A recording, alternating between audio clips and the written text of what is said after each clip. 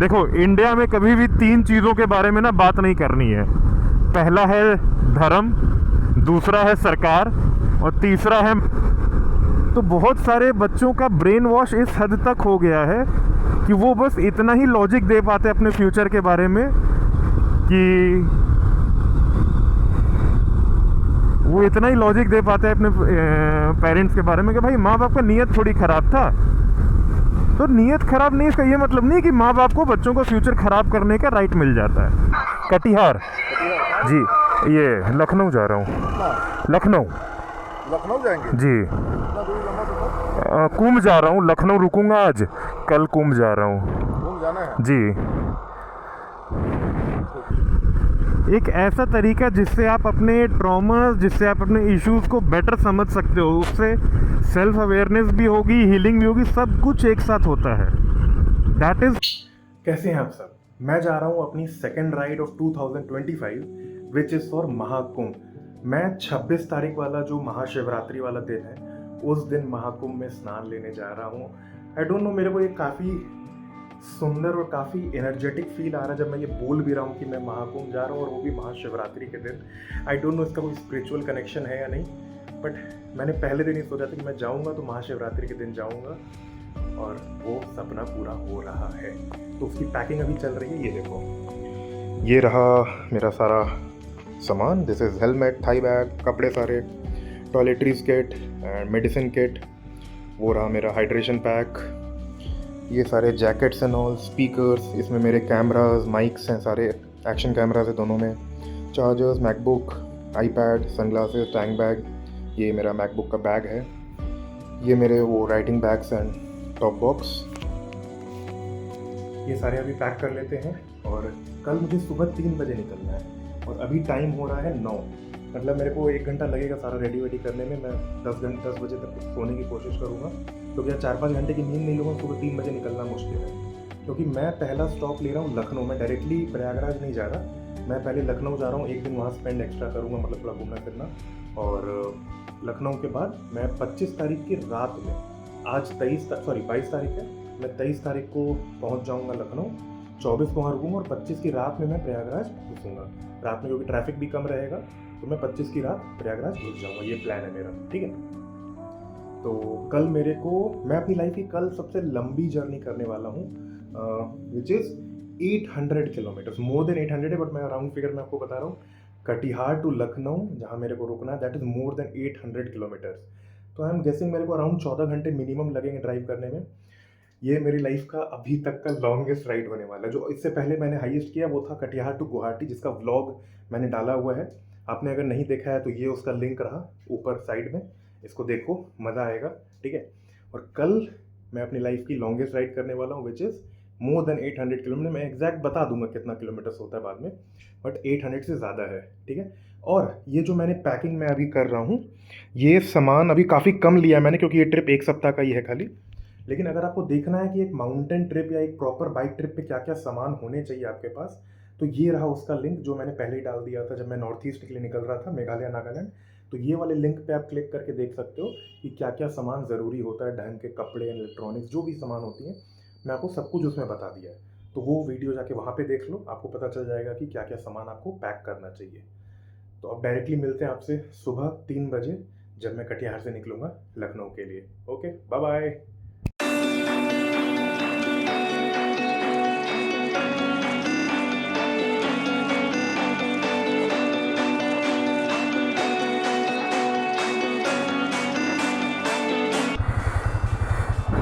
तो भैया अपनी तैयारी हो गई है पूरी, लेट्स गो, बाय बाय।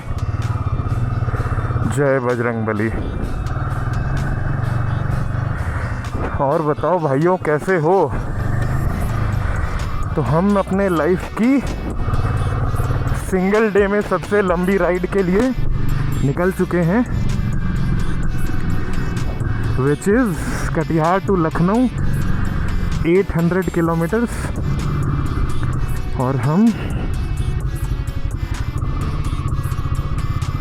आपसे लखनऊ में मिलेंगे। लखनऊ के भाइयों से अगर कोई मिलना चाहे तो मैं मिल लूँगा, बस इतनी सी खबर है। और अभी बज गए हैं रात के 3 बज के कितने मिनट हो गए? 3:30 हो गए यार। ये कैमरा सेटअप एंड ऑल करने में ना पता है टाइम लग गया काफ़ी। तो चलिए अपनी राइड की शुरुआत करते हैं।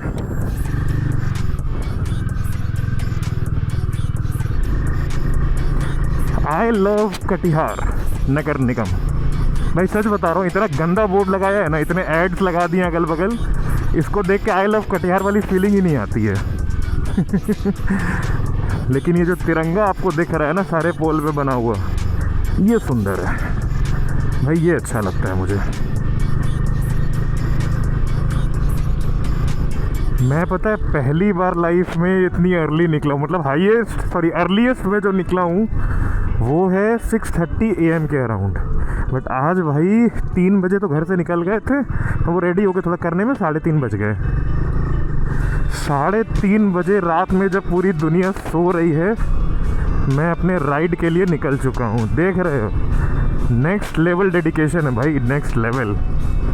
और एक्चुअली पता है काफ़ी फ्रेश फील हो रहा है, जबकि मैंने सिर्फ 4 घंटे की नींद ली है, कोई ज़्यादा नहीं, सिर्फ 4 घंटे भी नहीं। मैं 10:30 बजे तो बेड पे गया था और 2 बजे मैं उठ गया। 10:30 बजे गया हूँ, मेरे को लगता है सोने में मेरे को नहीं भी तो 11 बज गए होंगे यार। नहीं, तुरंत तो नींद आती नहीं है, मैं इतना थका हुआ भी नहीं था, लेट सोने की आदत है ना। अगर सरकार थोड़ी सी लाइट्स लगवा दे इन रास्तों पे तो क्या बिगड़ जाएगा। मतलब देख रहे हो कितना सुनसान रास्ता है भाई, कुछ नहीं समझ आ रहा। इंसान छोड़ो, मतलब पता नहीं चल रहा कि आगे कुछ है कि नहीं। तो देख रहे हो स्पीड मैंने कितनी रखी है, 50-55 पे मैं चल रहा हूँ। स्पीड तो जरा सा भी नहीं चल सकता क्योंकि आगे एकदम नहीं दिख रहा, कोई जानवर खड़ा मिल जाए, कुछ हो जाए। यार लाइट्स लगवा सकती है सरकार, इतना मतलब थोड़ी ख़राब स्थिति है कि लाइट्स ना लगे। नहीं, और नेशनल हाईवे है भाई ये, तो देख रहे हो रोड ठीक ठाक बनी हुई है, बस थोड़ी सी लाइट की कमी है। नहीं तो रात में ड्राइविंग कितना इजी हो जाएगा लाइट्स लग जाए तो भाइयों सुबह हो रही है, अभी बज गए हैं 6 और हमने 100 किलोमीटर से ऊपर क्रॉस कर लिया है। शुक्रिया शुक्रिया। तो जैसा कि हमारा नियम है, हम हर व्लॉग में एक टॉपिक कवर करने की कोशिश करते हैं। आज जो मैं टॉपिक कवर करने वाला हूँ वो बहुत इम्पोर्टेंट है और इसके बारे में लोग बात करने से डरते हैं। देखो, इंडिया में कभी भी 3 चीज़ों के बारे में ना बात नहीं करनी है। पहला है धर्म, दूसरा है सरकार और तीसरा है माँ बाप। तो भाई सरकार के अगेंस्ट मेरे को बोलना नहीं है, ठीक है। धर्म के अगेंस्ट मेरे को बोलना नहीं, क्योंकि धर्म की ज़्यादा ज्ञान भी नहीं है मेरे को, ठीक है। लेकिन जो तीसरा टॉपिक है पेरेंट्स, आज हम उसके बारे में बात करेंगे, ठीक है। ये हमारा तीसरा टॉपिक जो है पेरेंट्स का, उसके बारे में आज हम कुछ बात करेंगे। और जो पहला टॉपिक हम कवर करने की कोशिश करेंगे वो है टॉक्सिक पेरेंट्स, कि टॉक्सिक पेरेंट्स क्या होते हैं और वो हमारी लाइफ कैसे ख़राब करते हैं, हम कैसे बच सकते हैं। ये सारी टॉपिक आज हम लोग कवर करेंगे ये पहले व्लॉग में। मतलब पहला मतलब मेरा ये कुंभ राइड का पहला व्लॉग, ठीक है। चलो, तो भाई देखो, माँ बाप हमारी ज़िंदगी में बहुत इम्पोर्टेंट रोल प्ले करते हैं, इस बात में कोई दोहराई नहीं है। लेकिन कुछ चीज़ें जो हमें एक्सेप्ट करनी चाहिए वो ये है कि माँ बाप भगवान नहीं होते हैं, माँ बाप इंसान होते हैं। तो बहुत सारे माँ बाप गलत होते हैं, बहुत सारे। अब गलत कैसे होते हैं, ये सब भी क्वेश्चंस हैं। तो सबसे पहले तो इस चीज़ को समझो कि माँ बाप जब कोई बच्चे को पैदा करते हैं, कोई बच्चे को दुनिया में लाते हैं, तो वो ऐसा नहीं है कि कोई सीख के लाते हैं। मतलब उन्होंने ना बच्चा पालना सीखा है, बस उन्होंने जो देखा है वो उसके बेसिस पे ही सब कुछ करते हैं। तो फॉर एग्ज़ाम्पल, अगर भाई उनके माँ बाप ने कभी उनको अगर नहीं सुना होगा, ढंग से बोलने का मौका नहीं देते होंगे, घर में हमेशा चुप करा देते होंगे, तो ये सेम ट्रीटमेंट वो माँ बाप अपने बच्चों के साथ करेंगे, ठीक है। एक पॉइंट ये हो गया। देखो, माँ बाप कभी भी जानबूझ के बच्चों को ज़िंदगी ख़राब नहीं करते, इस चीज़ को मैं मानता हूँ, ठीक है। लेकिन होता क्या है कि माँ बाप का जो इनसिक्योरिटीज़ होता है, जो डर होता है, जो बच्चों के ऊपर प्रेशर होता है, अच्छा परफॉर्म करने का हो एकेडमिक्स में, को करिकुलर एक्टिविटीज़ में, या दूसरों के सामने अच्छा इंप्रेशन बनाने का प्रेशर हो, यू नो। तो ये सब जो प्रेशर एक बच्चे पे डलता है, इससे वो बच्चों की मेंटल हेल्थ ख़राब कर देते हैं। बच्चों का दूसरे से हमेशा कंपैरिजन करना, देखो ये लड़का ऐसा कर रहा है, तुम ऐसा क्यों नहीं कर रहे। या जस्ट सपोज माँ बाप अपनी ज़िंदगी में कोई ऐसा काम था जो नहीं कर पाए, तो वो प्रेशर वो बच्चों पे डाल देते हैं कि भाई ये तुम अचीव करो, यही ज़िंदगी है। या उनको लगता है जिस प्रोफेशन में पैसे कम होते हैं वो प्रोफेशन में इज़्ज़त नहीं होती है, उस प्रोफेशन में इज़्ज़त नहीं होती है। तो वो चीज़ बच्चों को पास ऑन करना, या कुछ नया ट्राई नहीं करने देने का, ठीक है। तो ये सबसे बड़ी दिक्कत होती है माँ बाप के प्रेशर की और यू नो इनसिक्योरिटीज़ की, और ये वो बच्चों पे डालते रहते हैं। अब आप बोलेंगे कि भाई माँ बाप की नीयत ख़राब नहीं होती है। मैं मानता हूँ माँ बाप की नीयत ख़राब नहीं थी, लेकिन आप एक चीज़ बताओ कि अगर माँ बाप के किसी डिसीजन से उनका बच्चों का फ्यूचर ख़राब हो रहा है, तो क्या बोलें कि भाई माँ बाप की तो नीयत ख़राब नहीं थी तो बच्चों का फ्यूचर ख़राब होने दो। ये लॉजिक काम नहीं आएगा ना बॉस। अब बात समझो मेरी, अगर बच्चे का फ्यूचर ख़राब हो रहा है तो हो रहा है, इसमें नीयत और ये सब का कोई सिर पैर नहीं है।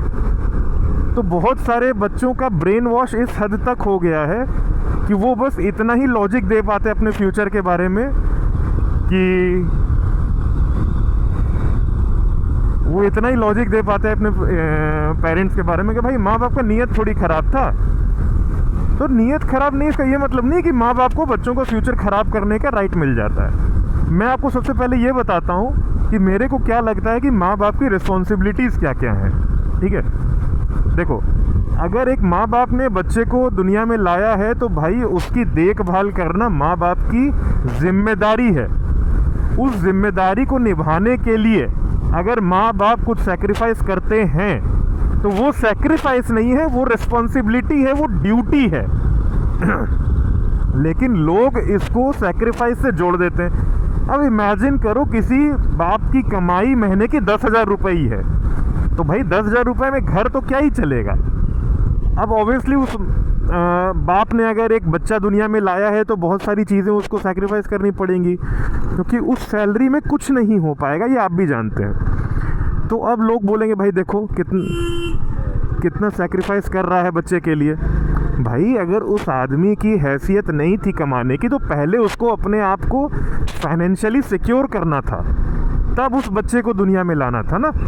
लेकिन अब उसके पास कमाई नहीं है, उसने पढ़ाई लिखाई नहीं करी, और वो बच्चे को दुनिया में ले आता है और सैक्रिफाइस के नाम पे बच्चे की ज़िंदगी बर्बाद कर देता है। तो भाई ऐसे बच्चों को दुनिया में मत लाओ, समझ रहे हो। ऐसे बच्चों को दुनिया में मत लाओ जिसको आप कुछ दे ना सको, क्योंकि अगर बच्चे को पैदा करके आप रोड पे ही फेंकने वाले हो तो उससे बेटर बच्चे को मत लाओ ना। आप एक तो बच्चे को बेसिक नेसेसिटीज़ पूरी करोगे, भाई उसकी तबीयत ख़राब होगी तो उसको खाना दोगे, सॉरी उसको दवाई दोगे, उसको खाना पीना दोगे, कपड़ा दोगे। अब इतनी सी चीज़ें देकर आप उसको ज़िंदगी भर सुनाते रहते हो हमने तुम्हारे लिए ये किया, हमने तुम्हारे लिए वो किया। अरे भाई साहब, आपने अपनी खाली रिस्पॉन्सिबिलिटीज़ पूरी करी हैं, आपने कोई एहसान नहीं किया है बच्चे पे। तो बच्चों को सुनाना बंद करिए सबसे पहले तो आप। ये आपकी नैतिक जिम्मेदारी है कि आप बच्चों को वो सब चीज़ें दें जब तक बच्चा खुद से कमाने लायक ना हो जाए। बच्चों को कमाने लायक बनाएं, ये आपकी जिम्मेदारी है, ये पेरेंट्स की असली जिम्मेदारी है।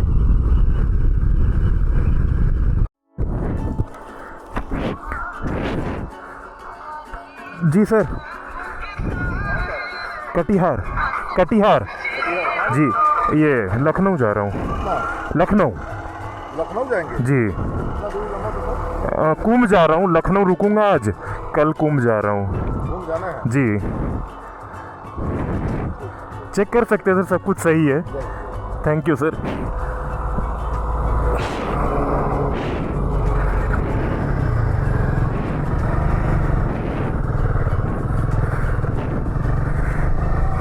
यार देखा, पुलिस वाले भी चौंक गए। विश्वास ही नहीं होता लोगों को भाई कि आप इतने लंबी राइड पे हो कुंभ के लिए। ये देखो भैया, हम किस नदी पे हैं हमें नहीं पता, बट मोस्ट प्रोबेबली ये गंगा है और ये वन वे रास्ता है जिस पे गूगल भैया हमें लेकर आए हैं। तो हम ये साइड के रास्ते से क्रॉस कर रहे हैं। भाई गूगल ना बहुत बार गलत रास्ते पे लेके आ जाता है। देख रहे हो क्या व्यू है भाई साहब। अबे ट्रेन नीचे से जा रही है भाई, नीचे दिख रहा है नीचे। मैं ट्रेन के ऊपर से चल रहा हूँ। ओ भाई साहब, एक्सपीरियंस एक्सपीरियंस बड़ी एक्सपीरियंस। ट्रेन नीचे है, ये देखो।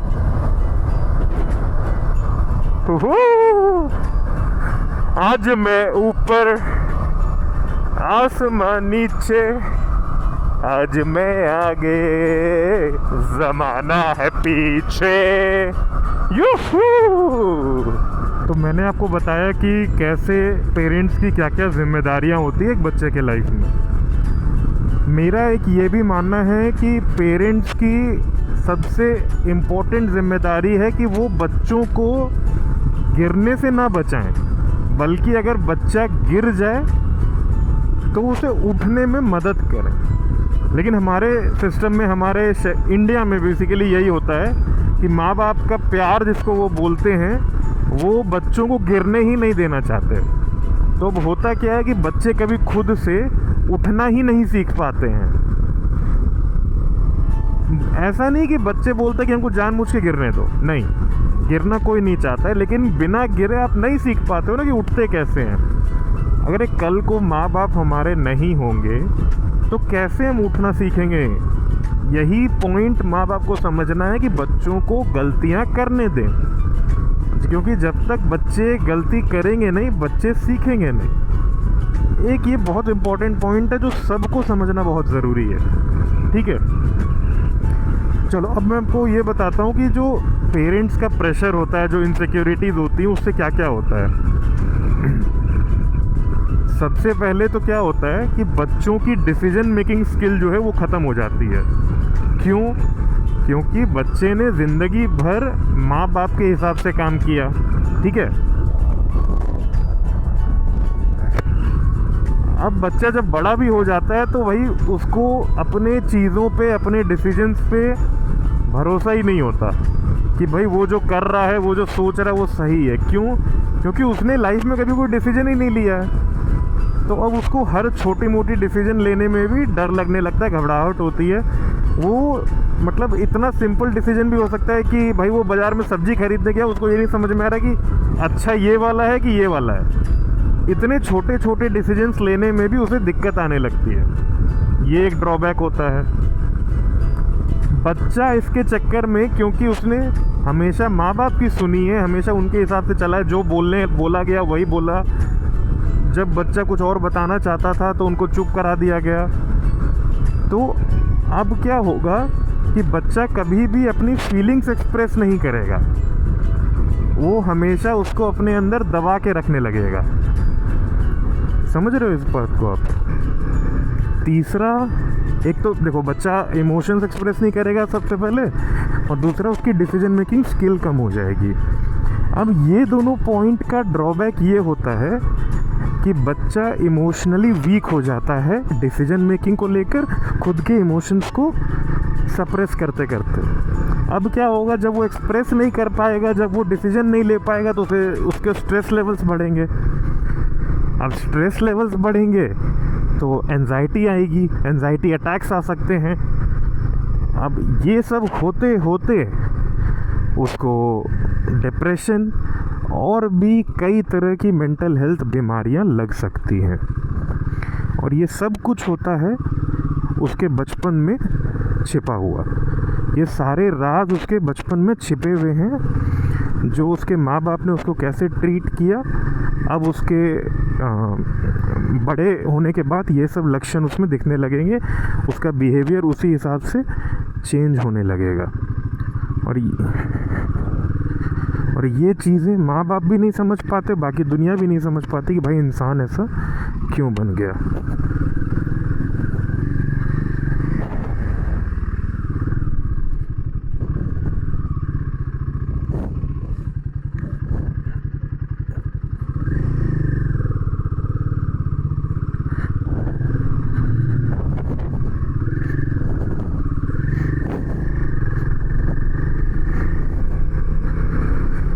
भाई ये गूगल ना किस किस रास्ते से ले जा रहा है मेरे को नहीं समझ में आ रहा।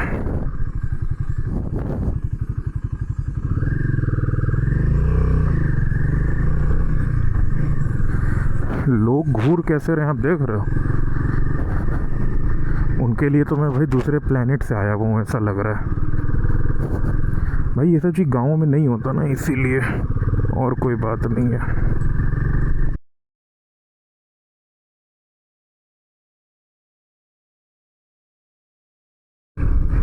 तो मैंने आपको ये तो बता दिया कि पेरेंट्स का प्रेशर, बिहेवियर, इनसिक्योरिटीज़ किस तरह बच्चों को प्रॉब्लम क्रिएट करता है। अब मैं आपको बताता हूँ कि बच्चे इससे हील कैसे कर सकते हैं। तो हील करने के लिए ना सबसे पहला स्टेप जो होता है वो होता है सेल्फ अवेयरनेस का। मतलब बेसिकली आपको ये आइडेंटिफाई करना है कि आपके जो भी रिएक्शंस आ रहे हैं, आप जो दर्द फील कर रहे हो, जो चीज़ें आप नहीं कर पा रहे हो, वो क्यों नहीं कर पा रहे हो। उसके लिए आपको खुद से सवाल पूछने होंगे। अगर आप पढ़ाई में अच्छे नहीं हो तो उसका कुछ ना कुछ हिस्ट्री होगा। ऐसे नॉर्मली कोई बच्चा पढ़ाई में ख़राब नहीं हो सकता है। अगर वो पढ़ रहा है, मेहनत कर रहा है, तो वो क्यों नहीं अच्छे मार्क्स लाएगा। तो अपने आप से सवाल पूछो कि आप एक्चुअली लैग कहाँ कर रहे हो। आप कंसंट्रेट नहीं कर पाते हो, चीज़ें याद करने में दिक्कत होती है। तो जब इस तरह से आप एक एक करके सवाल पूछते जाओगे ना, तो आपको एक जवाब मिलेगा जो डीपली रूटेड होगा आपके पास्ट में। And once you get the answer, आप धीरे धीरे समझ जाओगे कि प्रॉब्लम कहाँ से जनरेट हो रही है। इसको बोलते हैं सेल्फ अवेयरनेस, खुद के बारे में जानना। और एक बार जब आप अपने बारे में जानने लगोगे तब आप उस पर काम कर सकते हो। That is how the process of healing start, the process of healing works. Okay, तो आपको पहले थोड़ी अवेयरनेस क्रिएट करनी है अपने बारे में, और फिर आपको जानना है कि भाई प्रॉब्लम क्या थी। जब आप एक बार प्रॉब्लम जान जाते हो तो उसके बाद अगला स्टेप होता है थेरेपी का। तो आपको कोई प्रोफेशनल को कंसल्ट करना होगा, कोई साइकोलॉजिस्ट या थेरेपिस्ट, जो आपको उस प्रॉब्लम से निकलने में मदद करेगा। क्योंकि खुद से आप नहीं निकल सकते हो। अगर प्रॉब्लम बड़ी है, सीरियस है, बहुत पुरानी है, डीपली रूटेड है, तो आपको एक थेरेपिस्ट की हेल्प लगेगी, और वो आपको धीरे धीरे करके गाइड करता है कि कैसे आप उस प्रॉब्लम से डील करना सीख सकते हो। फिर आप जर्नलिंग करना स्टार्ट कर सकते हो। अपने डेली लाइफ एक्सपीरियंसेस को रिकॉर्ड करो और समझो अपने बारे में, एक्सपीरियंसेस को नोट डाउन करो, उसके भी बहुत हेल्प मिलता है। ठीक है, ये हो गए वो तरीके जो सबसे ज़्यादा कॉमन है और जो सब कर सकते हैं। लेकिन मैं जिस तरीके की अब बात करने वाला हूँ वो ऐसा तरीका है जिसके बारे में कोई बात करता भी नहीं है और जो कोई मानेगा भी नहीं। लेकिन जो करते हैं इस तरीके से अपने आप को ठीक, वो समझेंगे कि मैं गलत नहीं बोल रहा हूँ। एक ऐसा तरीका जिससे आप अपने ट्रॉमा, जिससे आप अपने इश्यूज़ को बेटर समझ सकते हो, उससे सेल्फ अवेयरनेस भी होगी, हीलिंग भी होगी, सब कुछ एक साथ होता है। That is travelling. जब आप ट्रैवल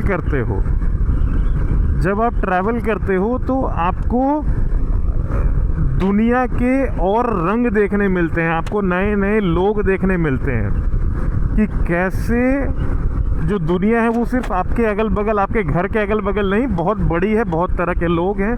जब आप डिफरेंट कल्चर्स को एम्ब्रेस करते हो, जब आप डिफरेंट प्रॉब्लम्स को खुद से डील करना सीखते हो, जब आप खुले में निकलते हो, जब आप खुल के सांस ले पाते हो, तब आप प्रॉब्लम से एक्चुअली में डील करना खुद पर खुद सीख जाते हो। तो मैं जो ट्रिप्स ऑर्गेनाइज करता हूँ वो मेंटल हेल्थ से रिलेटेड है। मैं आपको वैसे ट्रिप्स पे गाइड करता हूँ, मैं बताता हूँ कि कैसे आप लाइफ में मूव ऑन कर सकते हो। मैं आपको एक सेफ स्पेस प्रोवाइड करता हूँ, सुनने का मौका देता हूँ, जो कोई नहीं कर सकता। तो इसीलिए मैं बोलता हूँ कि मेरे साथ चलिए घूमने, और आपको एक घूमने का अलग नज़रिया मैं आपको दिखाऊंगा। ठीक है, ये है वो तरीका जो किसी किताब में अभी नहीं लिखा हुआ है, लेकिन अगर ये तरीका आप अपनाते हैं तो आई कैन गारंटी कि आपको जितनी जल्दी इम्प्रूवमेंट देखने मिलेगा वो और कहीं नहीं मिल सकता है। ठीक है, तो यही था यार आज का ज्ञान। और फ़िलहाल का अपडेट ये है कि मैं लगभग 370 किलोमीटर चला चुका हूँ और अभी 430 लगभग और बाकी है लखनऊ पहुँचने में। 11:20 हो गए हैं, तो उम्मीद है 6-7 बजे तक पहुंच जाएंगे, क्योंकि यार अभी तक ढंग से ब्रेक भी नहीं लिया है, तो एक ब्रेक लेना भी ज़रूरी है। कुछ खाया नहीं है सुबह से आज, तो कुछ खा लेंगे तो थोड़ा अच्छे से राइड कर पाएंगे यार, यही कहानी है। चलो मिलते हैं।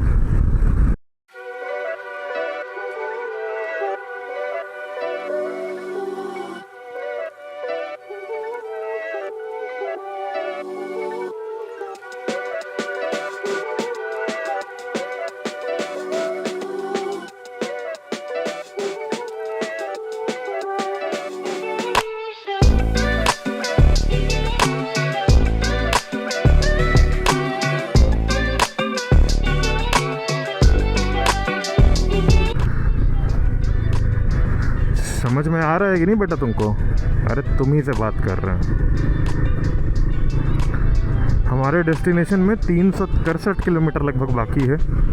अभी मैंने एक्चुअली सिर्फ लखनऊ का मैप लगाया, मतलब मैंने एग्जैक्टली मेरा जो ये स्टे है मैंने वहाँ का एड्रेस नहीं डाला है, तो आई गेस थोड़ा और बढ़ ही जाएगा। बट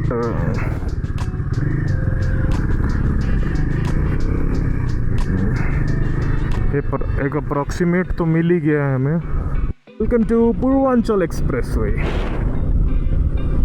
तो भाइयों हमारे ट्रिप में बचे हैं 356 किलोमीटर, जिसमें 156 किलोमीटर का ये एक्सप्रेसवे है। तो 156 हम आराम से चलाएंगे और धीरे धीरे चलाएंगे, कोई हड़बड़ी नहीं करेंगे।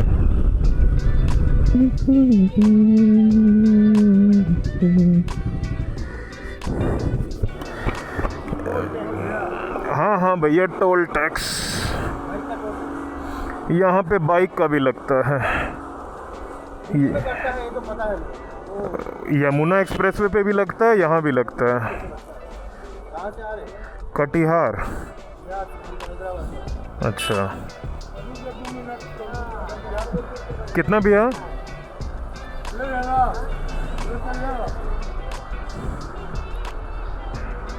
156 है ना? कितना है? हाँ हाँ लखनऊ 345 का रेट बढ़ा है क्या? 3-4 महीना पहले तो इतना तो नहीं था। अच्छा जो है लीजिए। बाइक से इतना लीजिएगा तो कैसे चलेगा काम हम लोग का? हाँ वो तो दिखिए रहा है, 350 किलोमीटर दिखा रहा है।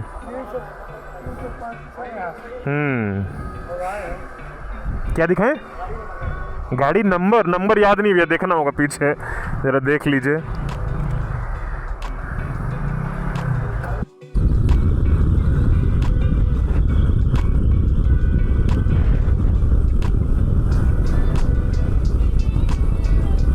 तो भाई पेरेंट्स से यही उम्मीद है कि आप मेरी बात को समझेंगे और बच्चों को दुनिया में इसलिए लाइए ताकि आप अपनी प्यार की एक निशानी छोड़ सके, न कि आप अपने अधूरे सपने उससे पूरे करा सके। बच्चों को खुल के जीने दीजिए, क्योंकि वो भी इंसान है, वो भी हर कुछ देखना डिज़र्व करते। जस्ट बिकॉज आपके साथ कोई चीज़ में बुरा हो गया तो ये मतलब नहीं उसके साथ भी होगा। तो बच्चे जैसे हैं उनको रहने दीजिए और उनको बदलने की कोशिश ना करें। आप उनको जहाँ अच्छे के लिए बदलना चाहेंगे हो सकता है वो गलत रास्ता पकड़ लें, तो उनको ज़्यादा बदलने की कोशिश ना करें, उनको समझने की कोशिश करें, उनसे बात करने की कोशिश करें। और जो चीज़ का जवाब आपके पास नहीं हो उसका जवाब ना दें, लेकिन खोज के दें। ये नहीं कि आप मना कर दें मेरे को नहीं आता, कहानी वैसे ख़त्म नहीं हो जाती है। तो बस बच्चों की ज़िंदगी कॉम्प्लिकेट मत करिए, दोनों लोग खुश रहिए। और अभी मेरे जर्नी में लगभग 220 किलोमीटर और बाकी है लखनऊ पहुंचने में, और टाइम हो गया है 3:50। मेरे को लगता है कम से कम 4 घंटा और लगेगा। ये जो 150 किलोमीटर का स्ट्रेच है ना पूर्वांचल एक्सप्रेसवे का, भाई सच बता रहा हूँ इतनी गंदी नींद आती है यहाँ पे, मतलब मेरे को लिटरली हर 2 मिनट में मेरा माथा लटक जा रहा है। ये है हालत यहाँ पे। मतलब देखो क्या है ना कि सीनरीज ओवरऑल लगभग एक तरह का है, सब तरफ एक तरह के पेड़, एक तरह के लाइट, एकदम सीधा सीधा रास्ता, तो कहीं ना कहीं आपको नींद आने ही लगती है। इसलिए मैंने खाना ज़्यादा नहीं खाया, तो थोड़ा सा ना वो पेट खाली रहता है, तो मतलब खाना खाए हुए रहोगे आप तो जल्दी नींद आएगी, लेकिन मैं नहीं खाया हुआ हूँ तब मेरे को नींद आ रही है। ये हालत है, बट कोई नहीं, बचा हुआ हूँ अभी तक। एक ट्रक से टकराते टकराते बचा था मैं, मतलब ऐसे मैं जा रहा हूँ, वो ट्रक यहाँ चल रहा है मेरे एकदम सामने में, और मैं ऐसे जाने वाला था, लेफ्ट होके उसमें भिड़ने वाला था, बट सही समय पे आँख खुल गया। इसलिए एकदम कोशिश कर रहा हूँ कि आँख खोल के रहूँ ज़बरदस्ती थोड़ा। जैसे ये धूप थोड़ा कम होगा ना तो सब कुछ थोड़ा नॉर्मल हो जाएगा।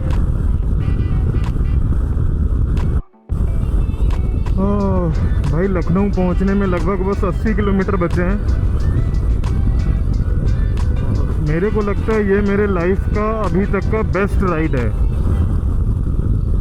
800 plus kilometres in less than 15 hours. 15 घंटे से भी कम लगे 800 किलोमीटर से ज़्यादा कवर करने में भाई। अब इससे अच्छा रिकॉर्ड इस बाइक का आई डोंट थिंक पॉसिबल है।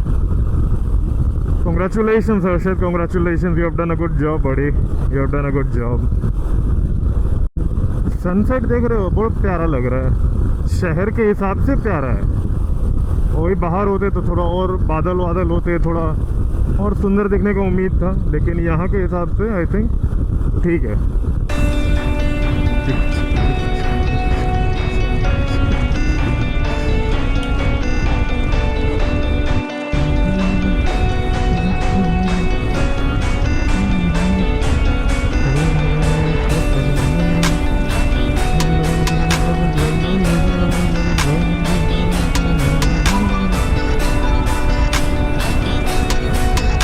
यार सनसेट एक ऐसा एकमात्र चीज़ है जो मैं ज़िंदगी भर चेज़ करना चाहता हूँ, क्योंकि सनसेट जो है ना, मेरे को लगता है वो एकमात्र ऐसी प्रतिक्रिया नहीं, क्या वर्ड होगा हिंदी में यार,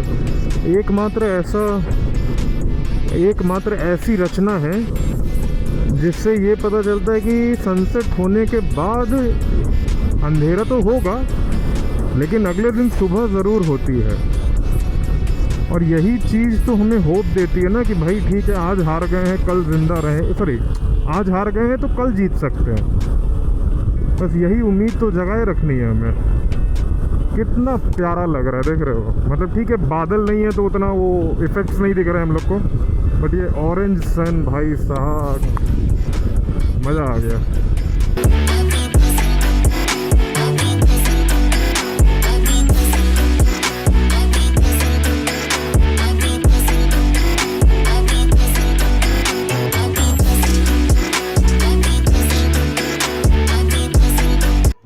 तो भाई हम पहुंच गए अपने रूम पे। और कल का प्लान है कि मेरे को एक फ्रेंड से मिलना है, स्पेशल फ्रेंड, ठीक है। और उस स्पेशल फ्रेंड ने वैसे पता है क्या किया है मेरे लिए। अभी मैं जब लखनऊ एंटर किया मेरे को फ़ोन करके बुलाया गया और मेरे लिए देखो क्या आया है भाई। देखो ये चॉकलेट्स, बिस्किट्स, ये इसके अंदर है वो मखाना विद चना, इसके अंदर और मखाना। यार किस्मी, ये हमारा फेवरेट चॉकलेट हुआ करता था ना। फ्रूट्स, ड्राई फ्रूट्स, स्वीट्स, इसमें रोटी सब्जी और मिठाइयाँ।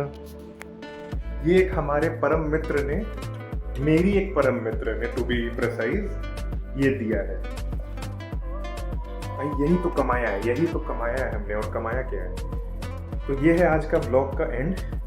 कल हो सकता है हम लोग थोड़ा सा लखनऊ एक्सप्लोर करने जाएं शाम में, क्योंकि सुबह कुछ काम है मेरे को, किसी से मिलना है। कल और परसों थोड़ा सा लखनऊ एक्सप्लोर करेंगे और परसों रात में मैं निकल जाऊंगा प्रयागराज के लिए महाशिवरात्रि के दिन कुंभ में स्नान लेने। तो चलिए आपको कल दिखाता हूँ नए ब्लॉग में लखनऊ के बारे में कुछ। अभी के लिए इतना ही। Good night.